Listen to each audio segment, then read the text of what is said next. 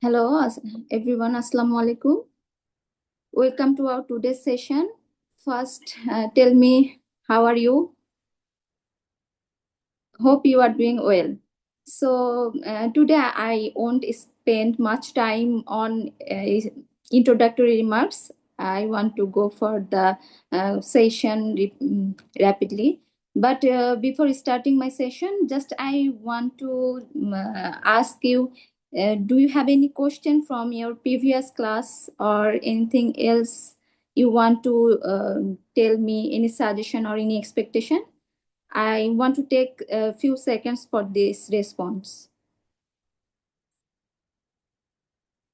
Okay, as everyone is silent, so I think everything is okay from my previous class. So let's start our class session today. Okay, I'm sharing my screen.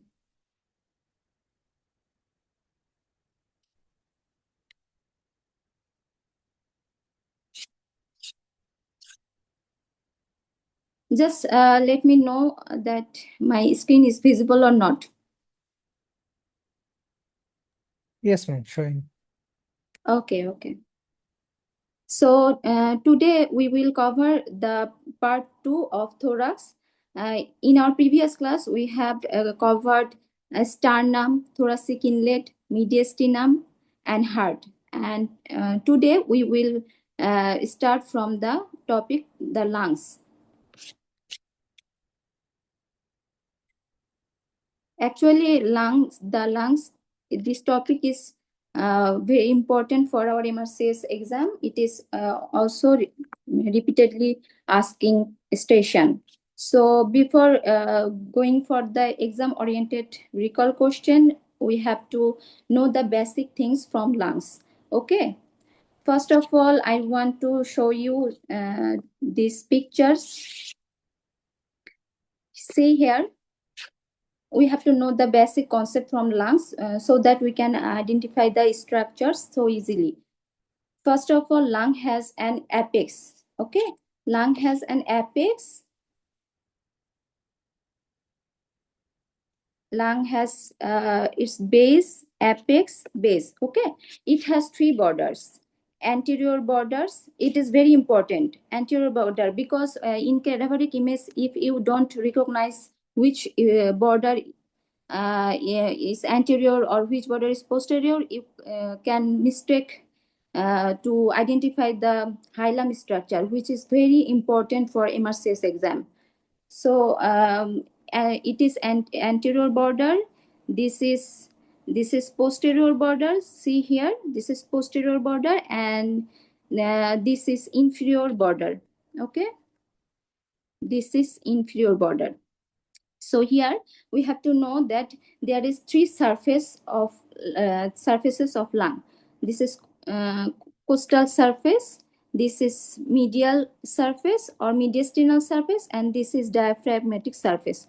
Okay, these are not asked in exam, but these are important for identifying structure in a cadaveric image. Okay, and now come to fissures and lobes. You all know that right lung has three lobes and left lung has two lobes. I have a tips here. See here, L. L is for less. Keep remember less. So left lung has less things. Okay, it is just a mnemonic. So right lung has three lobes, left lung has two lobes. Three lobes which are divided by two fissure, oblique and horizontal. But in left lung, only oblique fissure it has. And here, see this image. This is right lung. Right lung has two fissure. This is horizontal. This is horizontal fissure, and this is oblique fissure. Okay, these two fissure right lung has, and in upper lobe, middle lobe, and this is lower lobe. And in case of left lung, it has only one fissure, that is oblique fissure, and it is dividing upper lobe and lower lobe. Okay, so these are the basic things. Now come to the most important things from the lungs, which are asked in our cadaveric images. First, see here. I always prefer to see image first, because anatomy is a visual thing, and without imaginary study, you can't make it easy to study anatomy.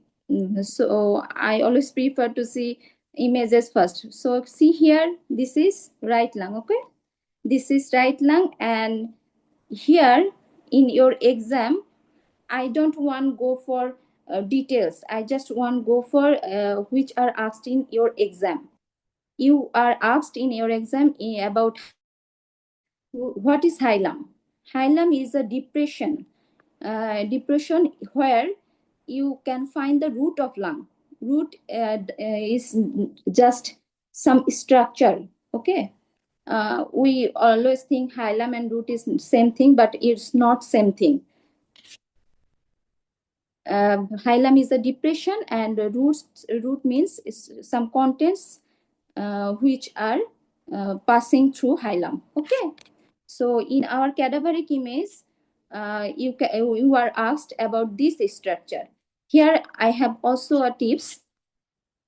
See, we have to know what are the arrangement of the structure in root of lungs. From, if I suppose here it is anterior side and it is posterior side. So from front to back, you get VAB. That means vein, artery, and bronchus. It also look like it's like a mnemonic. Pulmonary vein, then you get pulmonary artery, then you get bronchus. But in cadaveric image, you always don't get these things right, like these arrangements perfectly, because there are so many destruction in real cadaveric image. But I will let you know how can you solve this. Okay, I have already told you that left side always has less things, and right side always has much thing. So in right side you get two type bronchus, partial bronchus and high partial bronchus, and pulmonary artery and pulmonary vein. In both sides these are same. Okay, and left side you will get pulmonary artery, principal bronchus, and pulmonary vein. Okay, and the scattered question here is what is the vertebral level of hilum of lung?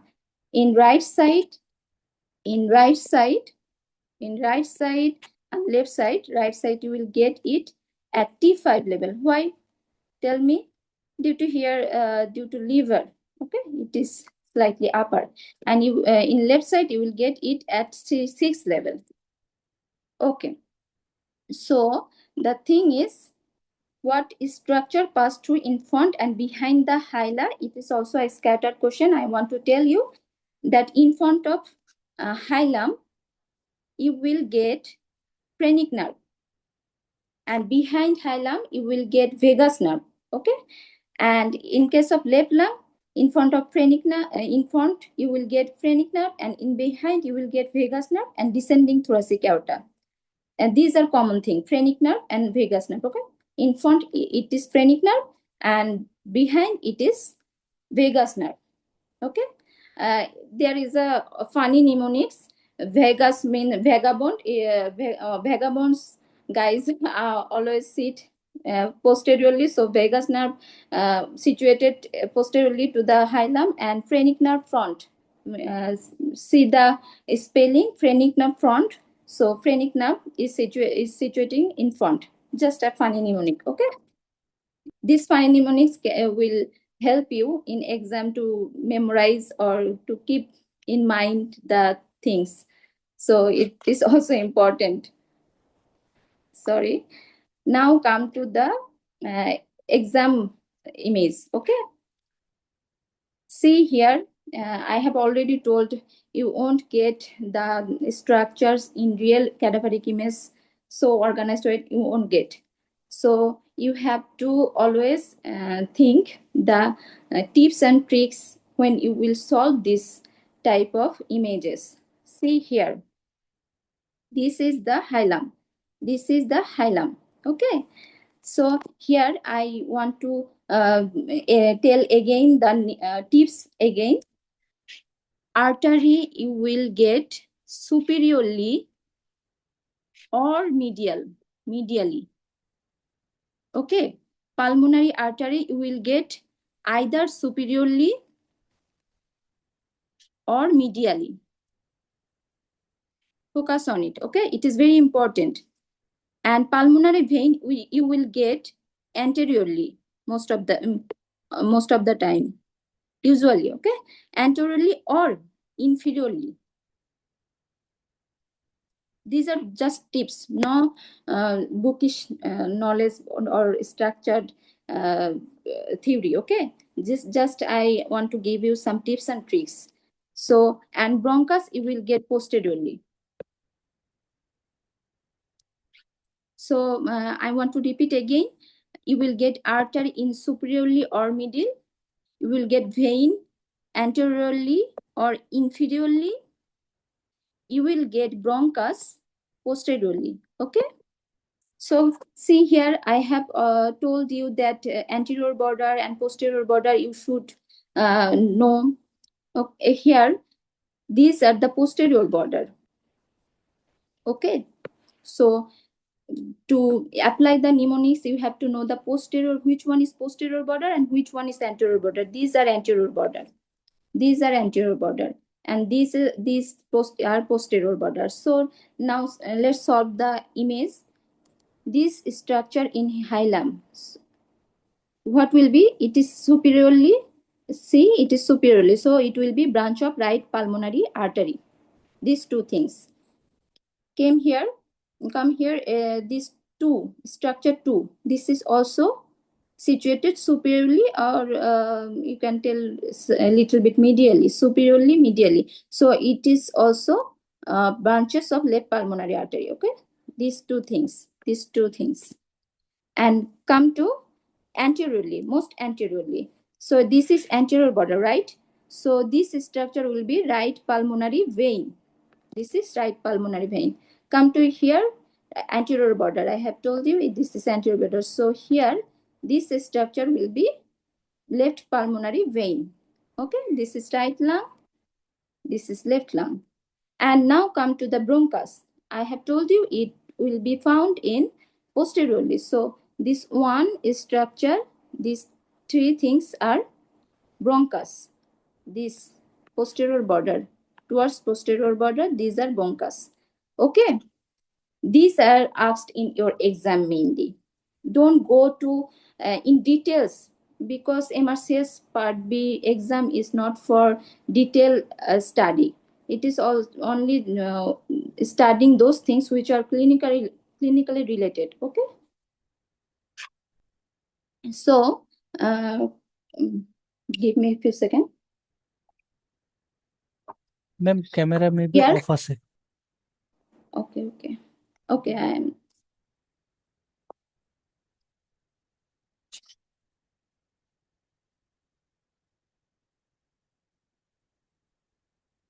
এখন কি দেখা যাচ্ছে? জি জি sure okay now Okay, thank you. Sorry. Now, okay? yes ma'am Okay. So, till now, is there any question from ma'am you? again camera off Okay, I'm checking again. Now? okay now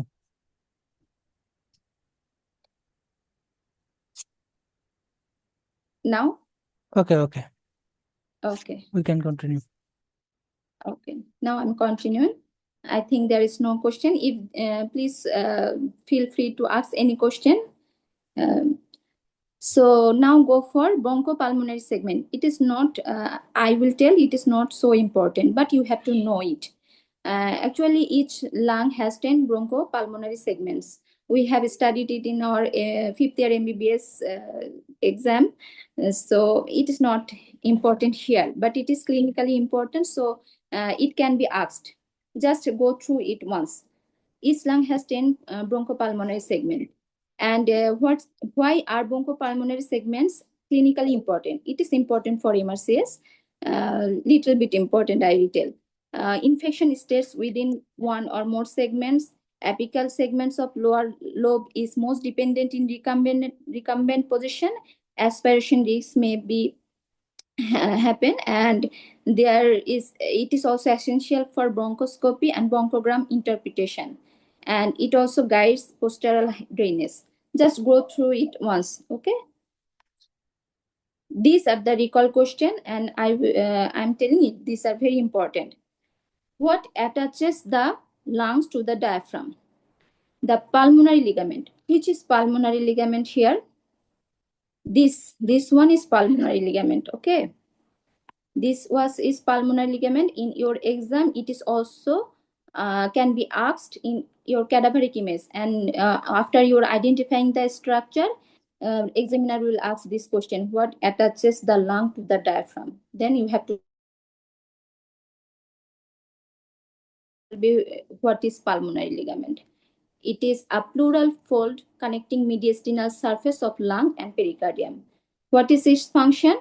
Its function is to allow expansion of pulmonary veins with increased blood flow. Okay. And this is also a question, exam question, that course of a clot from deep calf veins to pulmonary artery. It will be more clear when we will discuss the lower limb again, okay? But now I'm just going through it, that the course popliteal vein, then clot will be in femoral vein, then external iliac vein, then common iliac vein, inferior vena cava, right atrium, then AV valve, and pulmonary valve, and pulmonary artery. This is the course. Just go through it. It will be more clear when we will discuss the lower limb, okay? Now, come to this clinical question. You have to clear the concept about subclavian still syndrome to keep it in your mind. Okay. See here. First, I want to show you the image. See here. This is arch of aorta, and we already know that there is 3 branches of arch of aorta: B, C, S. Okay, and this S is left subclavian artery. This side subclavian artery is arising from the brachiocephalic trunk. Okay, our main topic here is subclavian still syndrome. So if see here, our vertebral arteries originate from subclavian artery.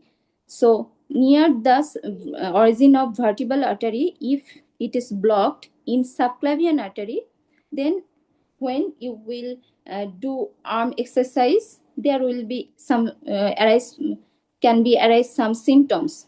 So why this symptom will happen? Because of retrograde blood flow down the vertebral artery.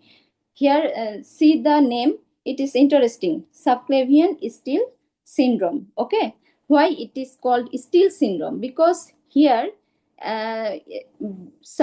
here there is stealing blood from the brain to supply the arm, particularly during arm exertion. So come to the theory.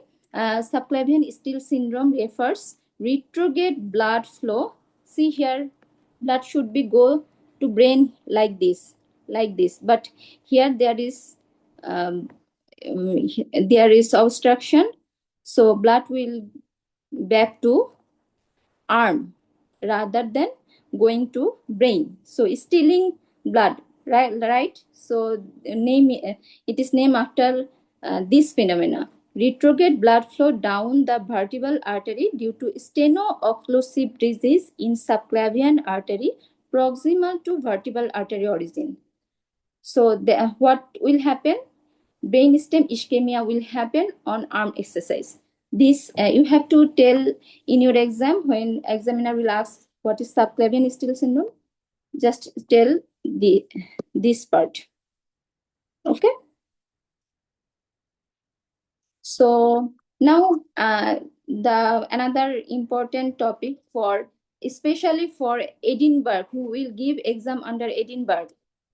Surface anatomy is very important for every important structure like lungs, like sometimes it is it may come the surface marking of heart, but not yet it is come, so it is not important. But liver, lungs, axillary line, these type of surface marking are very important for MRCS OSCE exam.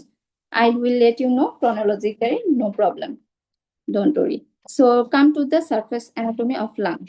I want to show you the image first, because without image, it won't be clear. See here, our first point will be in sternoclavicular joint, okay?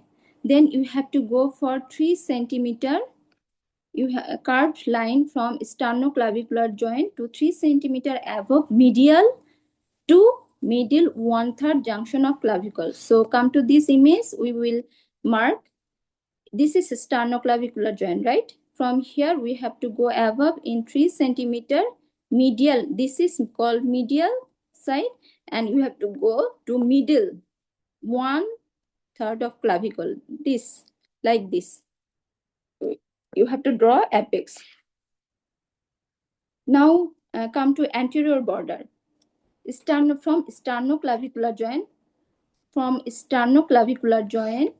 you have to go straight sternal joint. Sorry, you have to go sternal joint.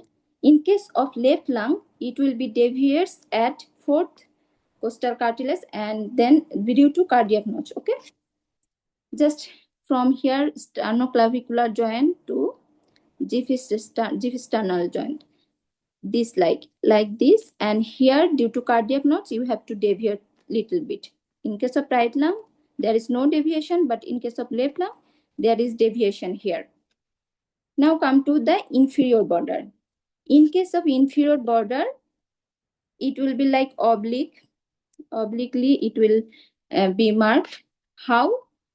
In case of 6th rib, in mid clavicular line. In case of 6, 1, 2, 3, 4, 5, 6. So here, mid clavicular line, you have to draw a line from sternal junction to here. For inferior border, it is you will have to draw a line in mid clavicular line at 6th rib. Then you have to pass in 8th rib in mid axillary line. See here, you have to go like this obliquely, and here I have no 3D image. Just imagine here you have to go mid axillary line where 8th rib, in 8th rib. Okay, you have to keep in mind this marking: 6th rib, 8th rib, and 6th rib in mid clavicular line, 8th rib in mid axillary line. Then in 10th rib, posteriorly in 10th rib vertebral column, you have to draw like this. You have to tell the examiner the description with marking on a living object, okay? A living human being. Now come to posterior border. In posterior border, you have to draw a line from C7 to T10. Here there is no deviation, just you have to draw a line for transverse forces of C7 to T10. And this is the important question, hilum. Hilum, to be specific, actually we have already studied here. In case of right lung, it is T5. In case of left lung, it is T6. So if we want to tell it as a range, we can tell hilum is in T5, T6, T7. Okay. Now, and carina, the level of carina, just let you know that it is at T4. It is not important here. So mnemonic here is for inferior border 6, 8, 10. Mid clavicular line 6 rib, mid axillary line 8 rib, and vertebral scapular or vertebral position, it is tentative. Okay. And in case of it is not asked, or it is not you have to mark in your exam, if examiner will not ask that where is parietal pleura, just for your knowledge, I want to tell that parietal pleura is 2 ribs lower than lung at same level, same line. Like here 6 will be 8, 8 will be 10, and 10 will be 12. Okay, for pleura. I have finished the lungs topic. Do you have any question? I just want to give you a few seconds for respond. Do you have any question? Okay. So as everyone is silent, then I think everything is okay. Now come to the next topic. It is sympathetic trunk. Okay, it is a little bit important, not commonly asked, not frequently asked. So, but you have to know the concept. There is some recall question in this topic also. What is the sympathetic trunk? When I was a student for Part B, it was a very clumsy topic for me. So I want to do clear the concept for you today. I have studied on it very carefully for you. See here. First of all, what is sympathetic trunk? It is nothing but, it is very easy actually. It is nothing but a paired vertical chain of nerve ganglia. You can tell nerve fibers, whatever.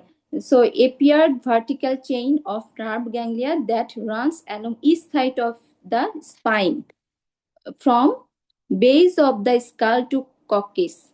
It is very important to know for theoretical knowledge.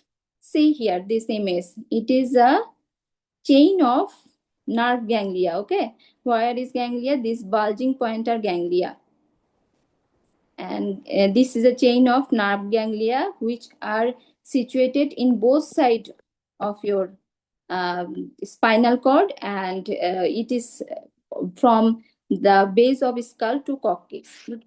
So this is the definition. What is its function? Its function is just carrying sympathetic nerve signal throughout our body. Okay. The exam question is connection. It connects to the spinal nerve via what? Via white and gray rami communicants. This line is very important. It is asked in your exam previously. Okay. Via white and gray rami communicants, I will show you what is white and what is gray rami communicants. And it also contains ganglia. We have already studied. What is ganglia? Ganglia is nothing but a cluster of nerve cells where preganglionic fibers synapse with postganglionic neurons. Okay, and it allows sympathetic nerves to travel up and down the body from the original T1 to L2 level. Then you may ask, so beyond T1 and beyond L2 level, how sympathetic signal is passing? And the answer is beyond T1 and beyond L2 level, this through these gray rami communicants, the postganglionic fibers are passing the sympathetic signal throughout our body. But white rami communicants just carrying the preganglionic fibers, which is continuing from T1 level to L2. I'm showing the image, then it will be more clear. Okay. See here, this is our spinal cord, right? Thoracic spinal cord. And this is ganglia, sympathetic ganglia, the bulging point of that sympathetic chain.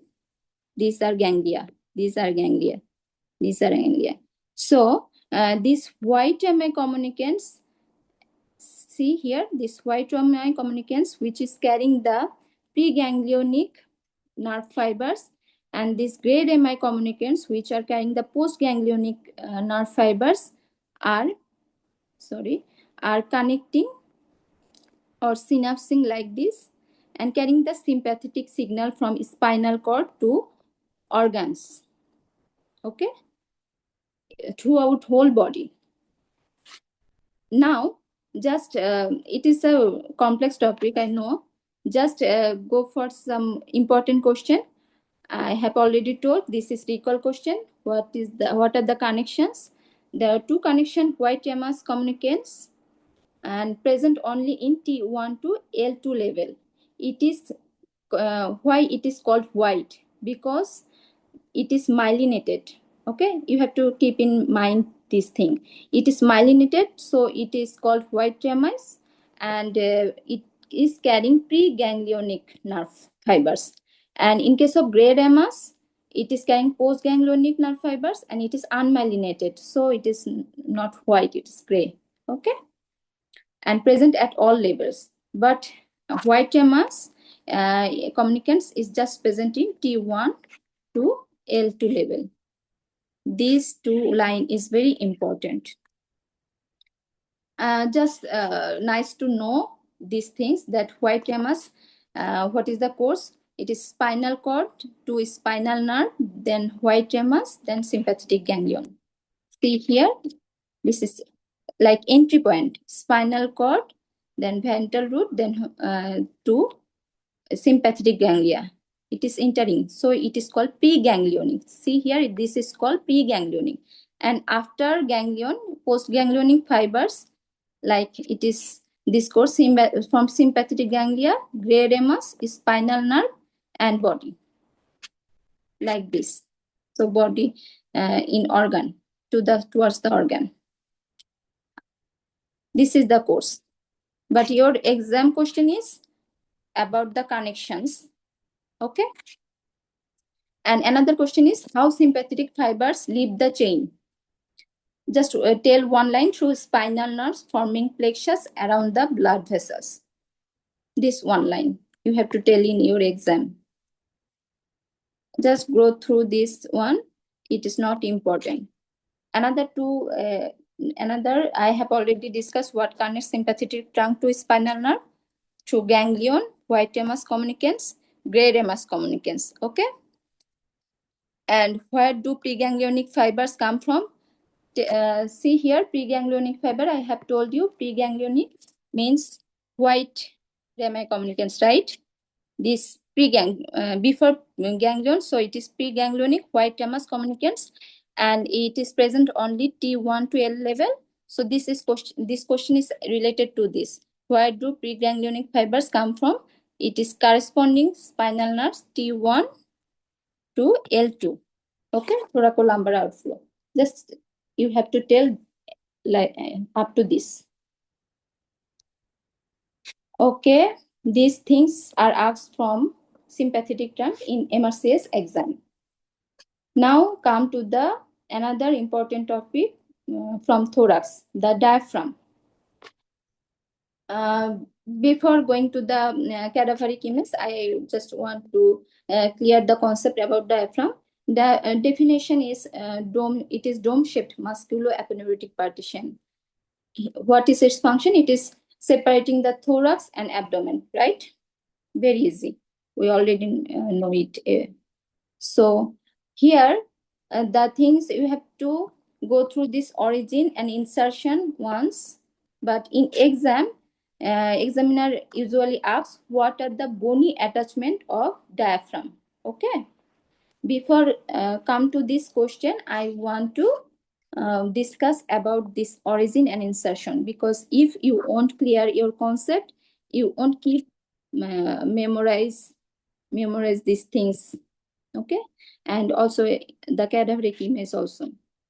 So first of all, come to origin. It has if I want to tell about its origin, I have to tell dividing it in three category, like sternal origin, coastal origin, and vertebral origin. See here is sternal origin. So this is sternum. Focus on this picture, this diagram. This is sternum, right? So our diaphragm, the two fleshy slips from the back to the xiphoid process.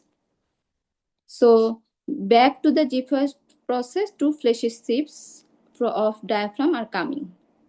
It is sternal origin. Then come to costal origin.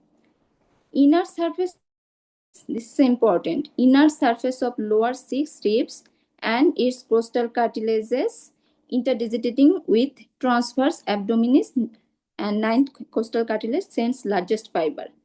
So here our lower inner surface of lower 6 rib, the costal origin of diaphragm is happening.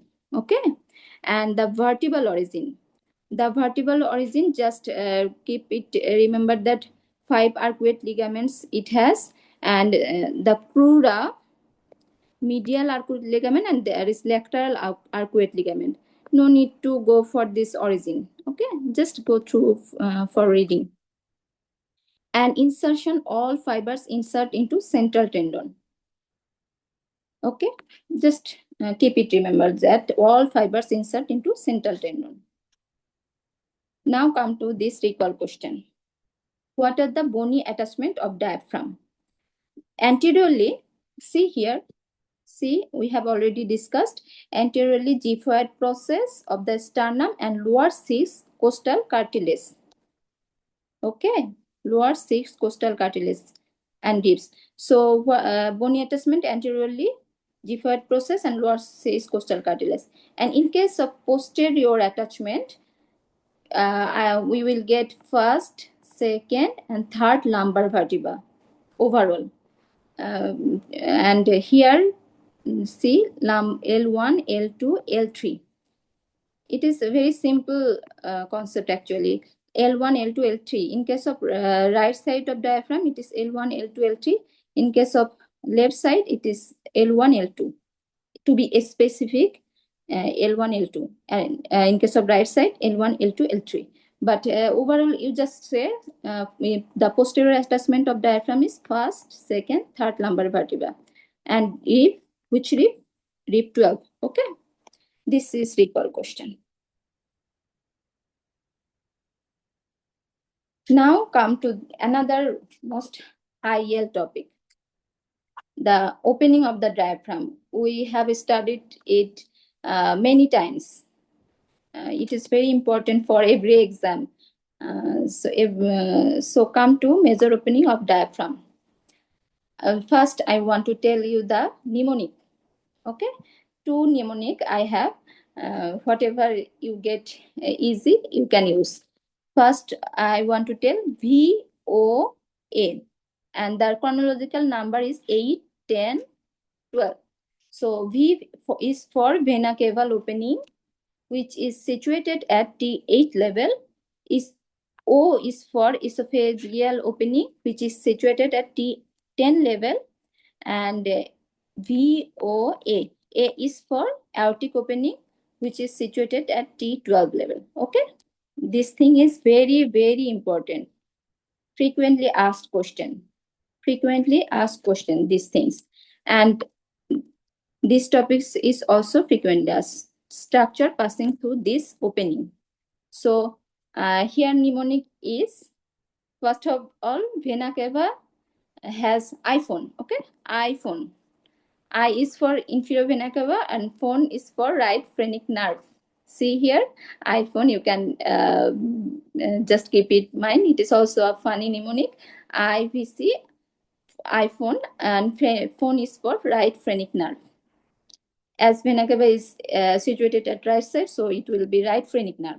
IVC and right phrenic nerve, these two structure passing through the vena cava opening, and few lymphatics is also there. So here the thing, these things you just go through. Okay, in case of esophageal opening, you will get 2 goose. So what are the 2 goose? Esophagus, gus. Here I am telling gus is like goose. So esophagus and vagus, gus. Okay, esophagus and right and left vagus. You can tell both vagus. So an esophageal branch of left gastric artery. So here see G is dominant alphabet here. So esophagus, right left vagus, and gastric artery. Which branch? Esophageal branch. These three structure mainly passing through the esophageal opening at T10 level. And the thing in case of aorta is a large vessel, right? So here you will get vessels, all things it will get vessels, our main vessels like aorta, azygos vein, and thoracic duct. In case of vein, you will get azygos vein. In case of lymphatic duct, you will get thoracic duct. And in case of artery, you will get aorta. So mnemonic here, you can use ATA. Aorta, thoracic duct, and azygos vein. Okay?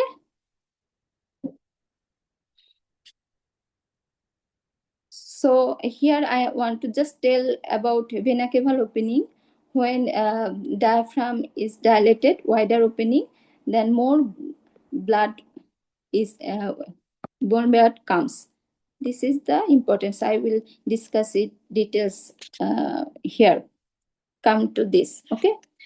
In exam, till now it is asked that what is the importance of vena cava opening situation at central tendon. Okay. So your answer will be it is located in central tendon. So when the diaphragm contracts, see here, when the diaphragm contracts, the opening widens.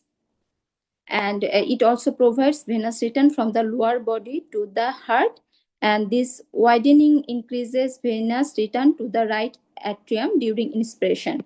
It is commonly asked in exam if your top station is related to diaphragm. Okay. But in case of esophageal opening importance and aortic opening importance, it is not asked yet as per I know. But just know these things that what is the importance of esophageal opening? It helps prevent gastroesophageal reflex during inspiration. And aortic opening, it located behind the diaphragm between the crura, so it is not compressed during diaphragmatic contraction. Okay. You should know these two line. If examiner will ask, you can answer. But the most important thing from here is the importance of vena cava opening situation on central tendon. So we have discussed the important things from diaphragm. So I want to give you another mnemonic. It is also funny. I eat or ate 10 eggs at 12 a.m. or p.m., whatever you can tell. So I for inferior vena cava at T8, 10 eggs for esophagus at T10 level, and at T12 is for aorta at T12. But I prefer this mnemonic because it is short and easily palatable. Okay, VOA 8, 10, 12. Sorry, this will be 10. So now come to our exam image. Diaphragm. See here, you just have to identify structure from here, the openings. I am marking. What is this? See, this is vertebra, right? So what is this? This will be aorta. This will be aorta. Okay. One is aorta. Beside one, there is tiny structure. Two. This is azygos vein. Just go for those structure which I am marking. It is enough. So this is aorta. This is azygos vein. Okay. Then come to this side. No. First of all, I want to cover the openings. So this is aortic opening. And what is 11? It is inferior vena cava opening. Okay. This is inferior. This is central tendon like this. And this is vena cava opening. 11 and 15. See here. This 15 is esophageal opening. okay, or hiatus. These three major opening, very, very important. And examiner will ask these three openings and he will ask these questions after that, okay? Now come to some other important structure from here, which can come in exam. This is 19, spinal cord. And at this level, you will get chorda equina, 3, this chorda equina. And this is spinal cord, okay? Now come to this is important structure. What is this? I have already told you. This is 4, 4, 4. This is central tendon, okay? And here the vena cava opening is situated. Then what is this vertebral level? It is L1. Okay, this is first lumbar intervertebral disc is shown here. Okay, we have covered spinal cord, facial opening, inferior vena cava, first lumbar intervertebral disc. Okay, we have covered all the important structures. These are enough from here. Now come to nerve supply. Nerve supply is important from diaphragm. Okay, motor supply entirely by phrenic nerve C3, C4, C5, and sensory supply two category, like the central part is supplied by phrenic nerve and the peripheral part is supplied by lower 5 to 6 intercostal nerve. Okay, we have studied that the bony attachment lower 6 costal cartilage, so nerve supply will be similar to that also. Just try to correlate always. It will help you to keep memorization. So sensory supply, central part via phrenic nerve and peripheral part via lower 5 to 6 intercostal nerve, okay? And the sympathetic supply by celiac plexus via phrenic plexus. It maintains tone and reduces fatigue, okay? So go for the development of diaphragm, just go through once. It is not important, just go through once, okay? And the clinical importance here, congenital diaphragmatic hernia, it is not important for part B, it is important for MRCS part A, it was important. So I won't go through this. We have already know who have passed MRCS part A exam. Now I'm telling it is the most important topic from thorax, esophagus. Everything you have to know about esophagus. Okay. So till now, is there any question from you? Okay. No question. Okay, so let's proceed. Come to esophagus, okay? Esophagus is a muscular tube connecting pharynx to stomach. Just nice to know. So come to where everything from here you have to keep in your mind. Anything can be asked in your exam. Esophagus is very important.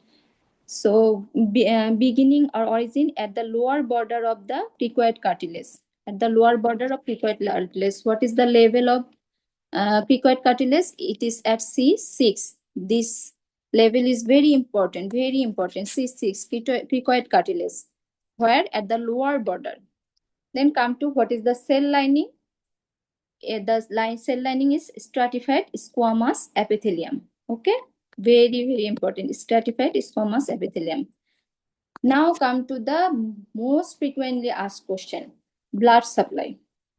So blood supply, lymphatics, and the muscularis externa formation, all are asked. Just keep it, remember this table. First come to artery. Sorry, give me a few seconds.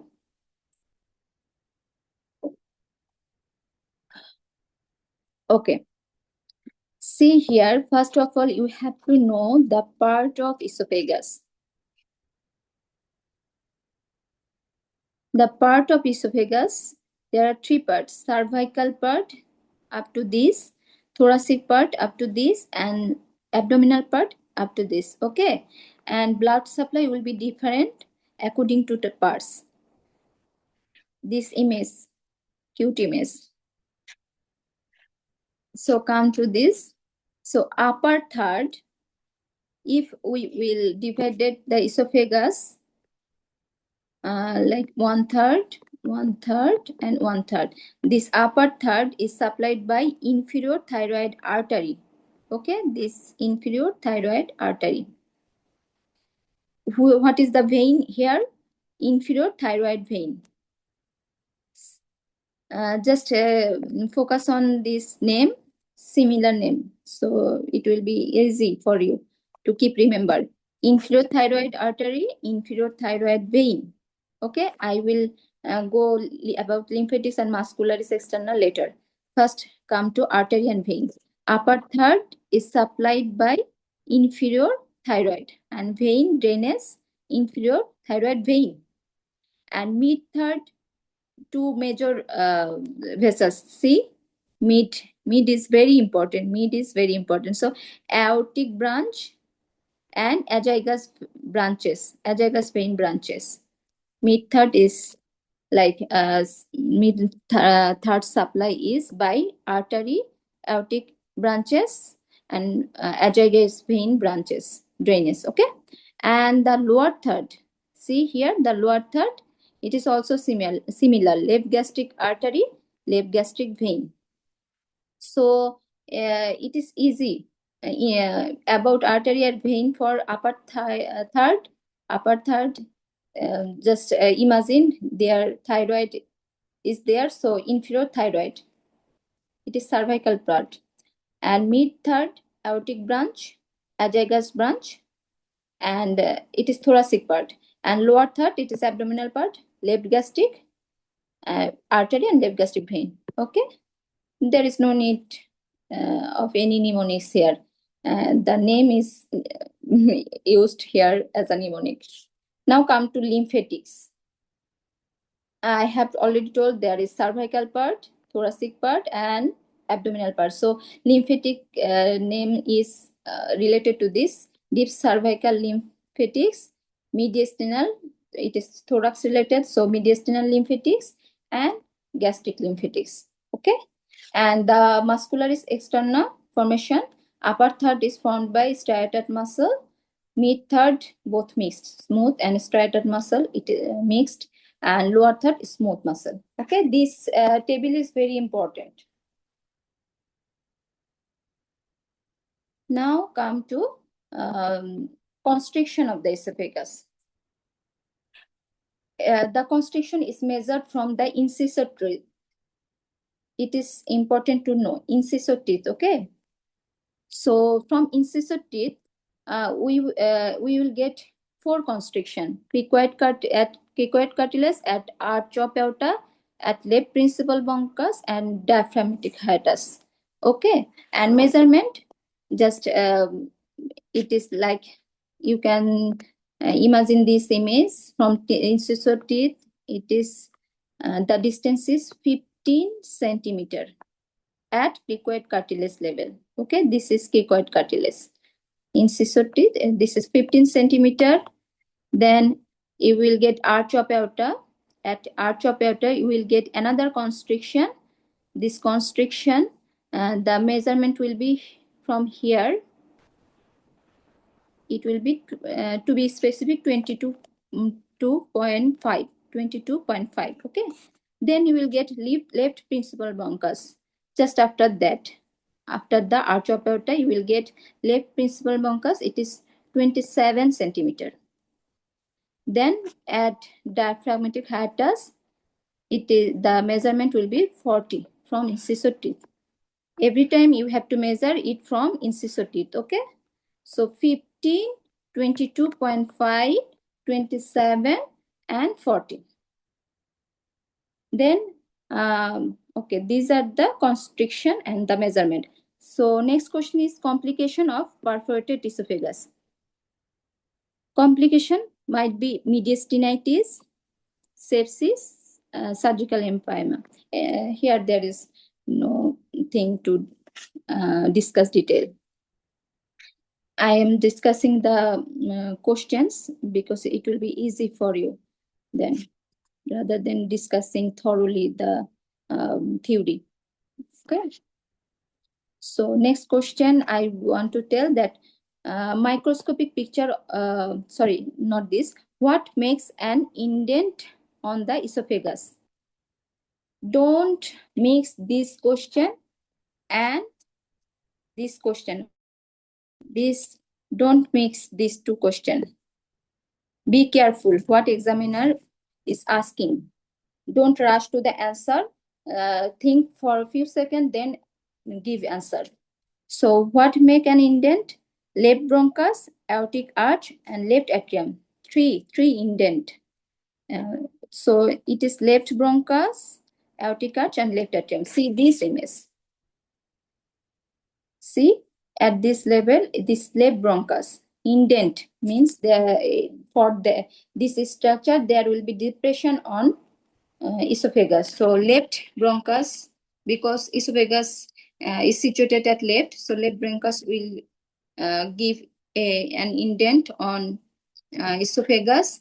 Then arch of aorta, this arch of aorta, left bronchus, arch of aorta, and another structure is left atria. Okay, left atria, not left ventricle, left atria. So these three things. Now come to the, we have covered most of the question. Now come to the clinical questions.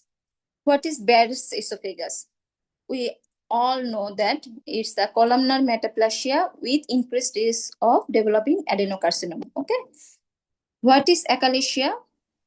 Achalasia, I just want to tell you here that it is nothing but lower esophageal sphincter problem. Okay. So it is a motility disorder. Be careful here.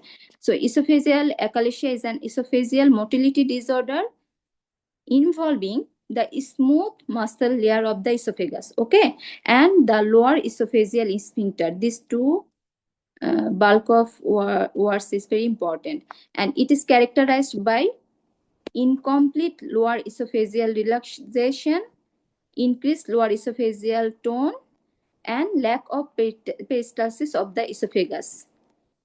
Okay, three things here. What is happening? Two things, that smooth muscle layer of esophagus involved, and motility disorder is happening, and the lower esophageal sphincter problem is happening. For that, the consequences are incomplete lower esophageal sphincter relaxation, increased lower esophageal tone, and lack of peristalsis of esophagus. This is important. So I am repeating. Now come to the next question, microscopic picture of achalasia. Okay.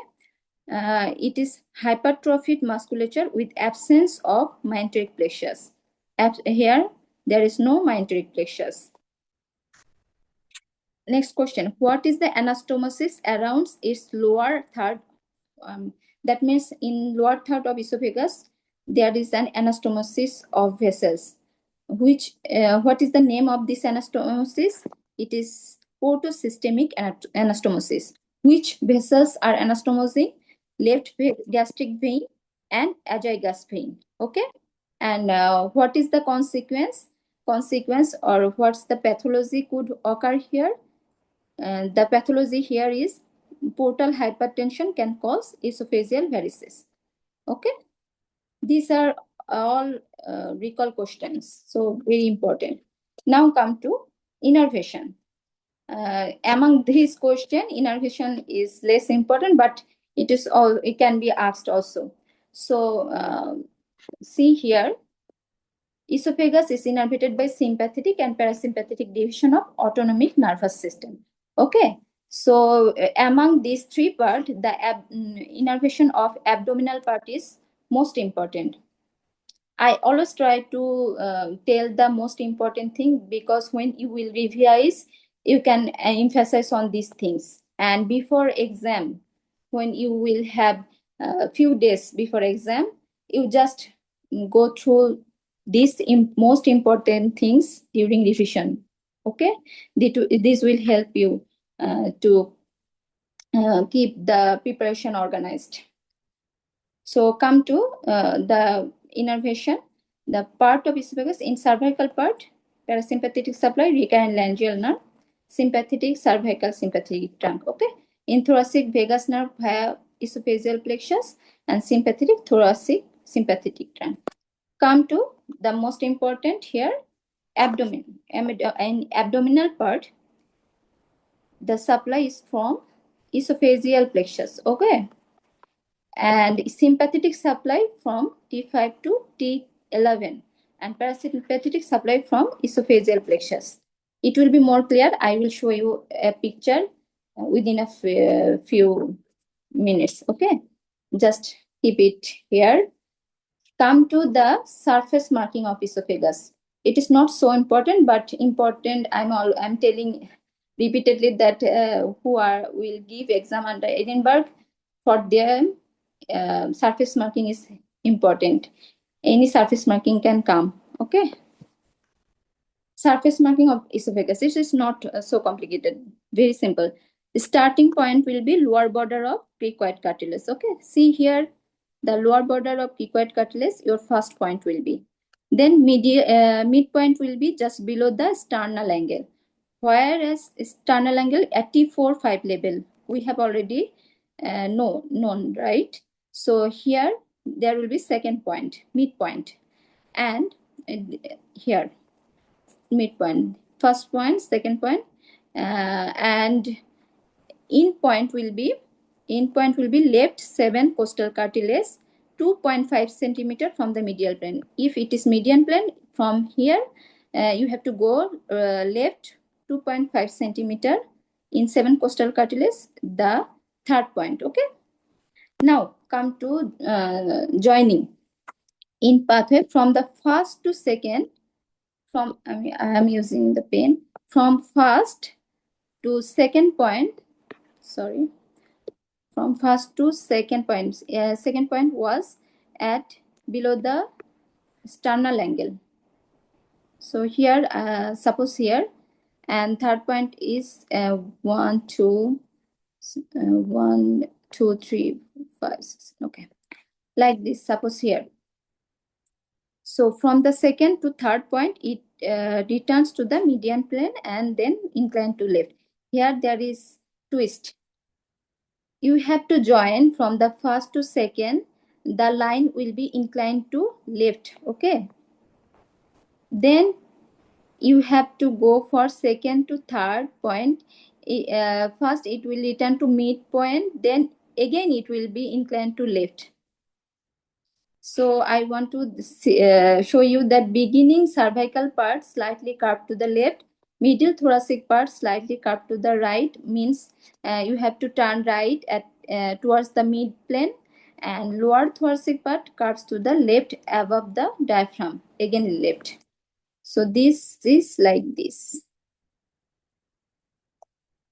Okay, starting point, midpoint, and end point.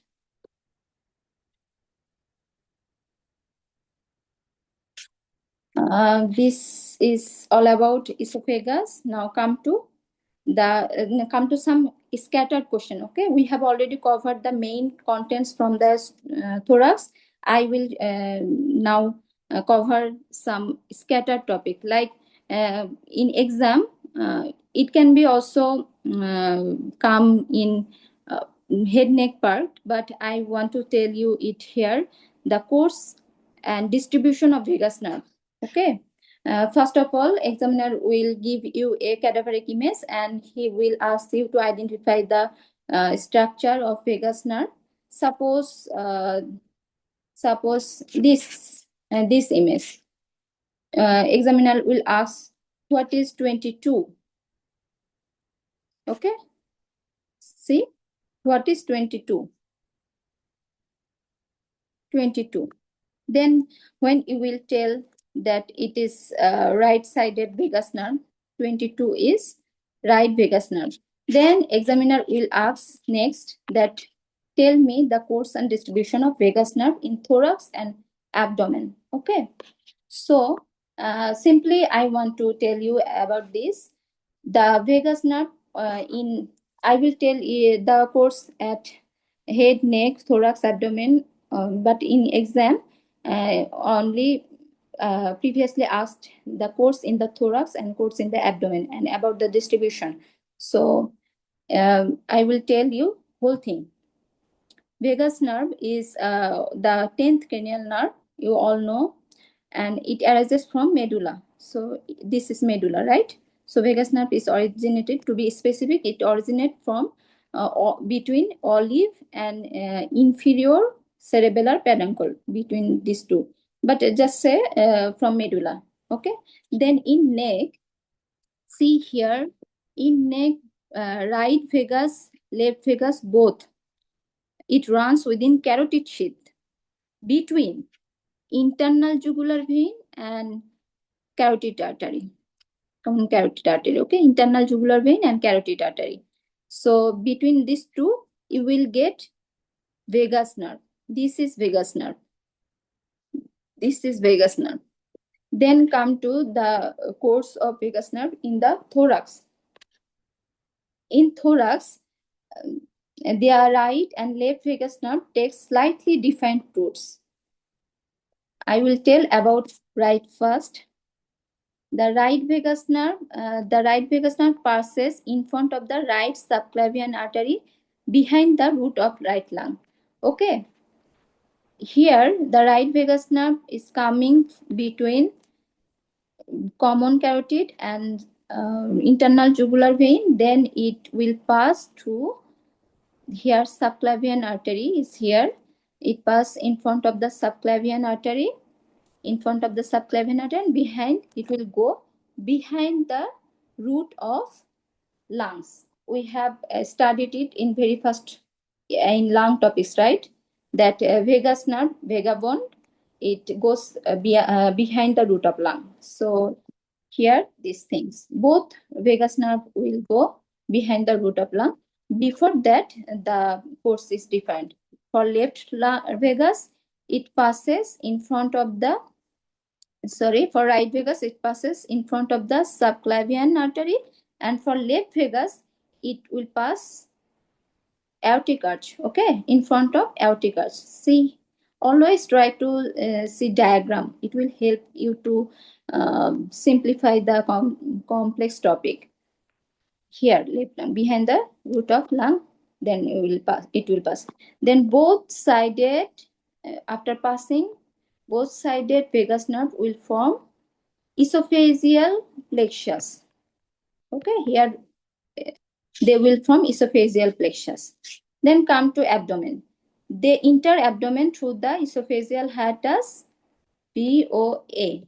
O is for esophagus, 8, 10, 12. So that was T10.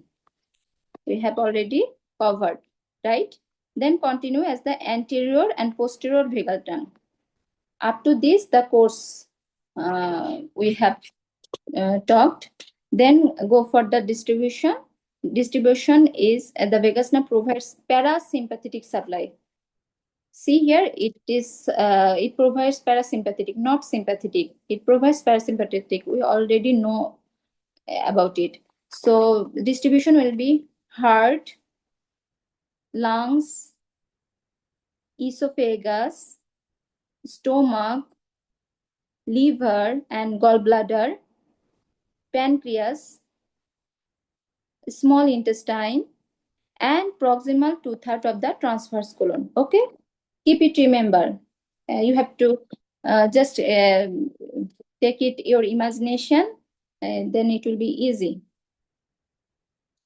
These are the distribution. It is exam topic and exam frequently asked question nowadays. And come to topic from our previous class. In my previous class, there is I have marked here that was little bit clumsy, so I want to repeat it again.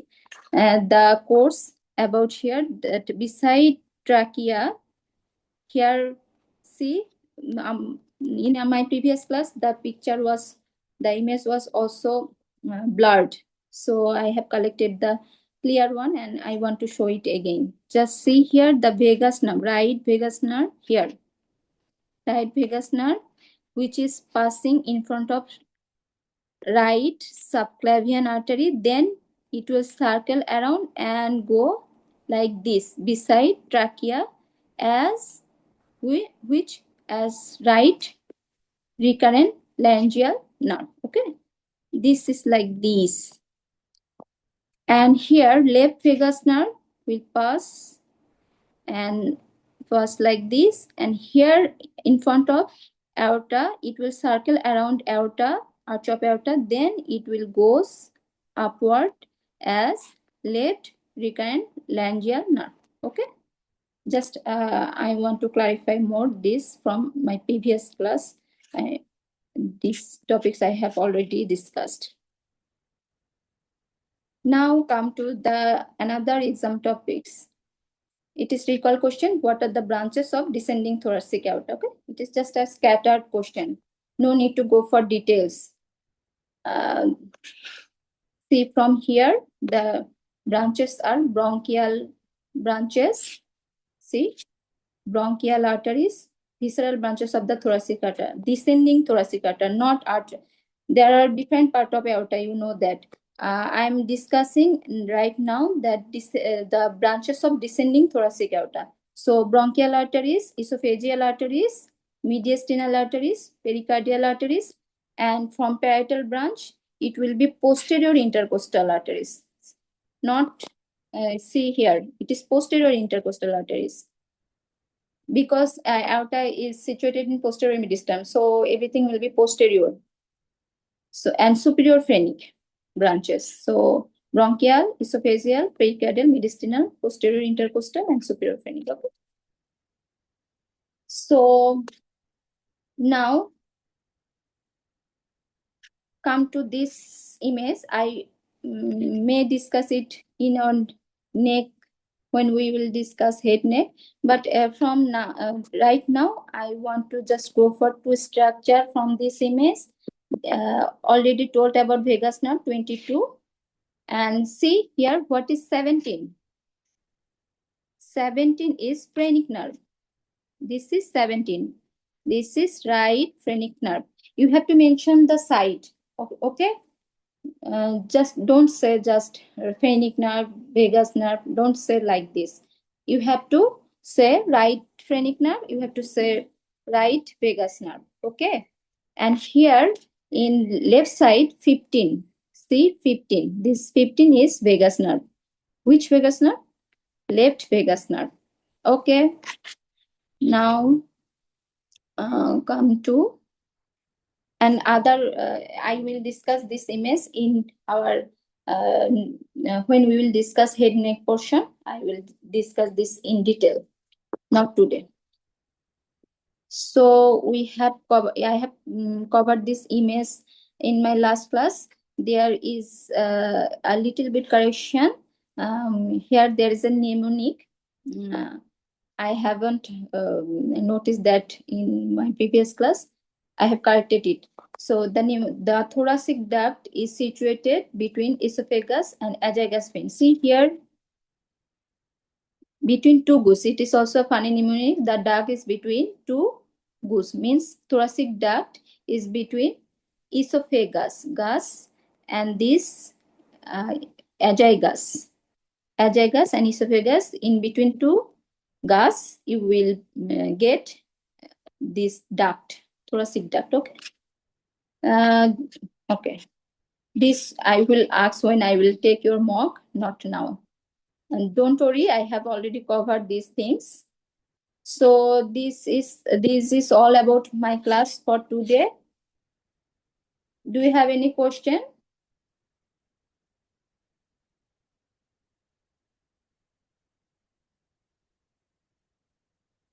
Do you have any question, guys? Please let me know. Thank you so much. If they ask us what is the level of the vertebral level of the ending of the esophagus, sometimes it's written T10, but T10 is the orifice and the esophageal gastroesophageal junction is T11, what should be the answer, T10 or T11? Okay. And so actually answers is different in different study materials. So I will check it again and I will let you know in the group, okay? And I will discuss it in next class. Don't worry. But actually so you are much. right that it is mentioned in different study materials in different way. So what will be the exact answer for MRCS exam? I will let you know, inshallah. Thank you. Okay. Any question from anyone?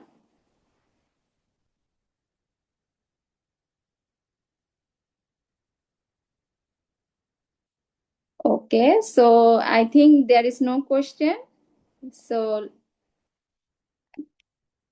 should I finish the class for today? Okay. So let's see to our next class and let's hope for the best. I'm stopping the video, okay? Okay, ma'am. Thank you.